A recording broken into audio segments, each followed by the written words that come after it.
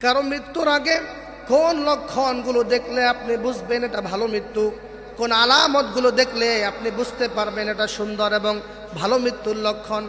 আমার ভাইয়েরা, হাদিসে কারিমের ভিতরে নবীজি সাল্লাল্লাহু আলাইহি ওয়াসাল্লাম বলেন, মান কানা আখিরু কালামিহি লা ইলাহা ইল্লাল্লাহ দাখালাল জান্নাহ।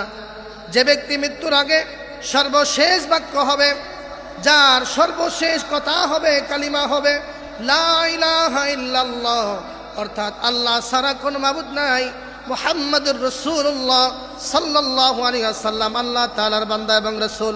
আমার ভাইয়েরা, সর্বশেষ সাক্ষী যে প্রদান করবে, নবীজি সাল্লাল্লাহু আলাইহি ওয়াসাল্লাম বলছেন দাখালাল জান্নাহ।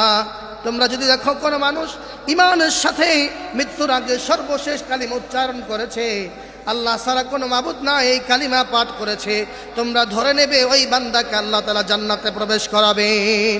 আমার ভাইয়েরা, মৃত্যুর আগে কিছু কিছু আলামত হাদিসে পাকের ভিতরে নবীজি সাল্লাল্লাহু আলাইহি ওয়াসাল্লাম ভালো মৃত্যুর আলামত বলেছেন।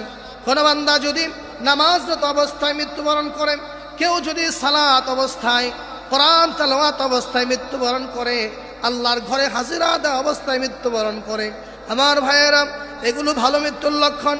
কিন্তু আল্লাহর রাসূল বলেছেন, নিশ্চিত করে কাউকে জান্নাতি জাহান্নামী বলে ইঙ্গিত করে কাউকে কষ্ট দেওয়া যাবে না।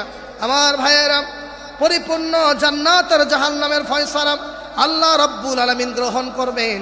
কিন্তু নবীজি সাল্লাল্লাহু আলাইহি ওয়াসাল্লাম বলেছেন, শেষ পরিণতি যার সুন্দর হবে সেটাই হবে সবচেয়ে ভালো কথা।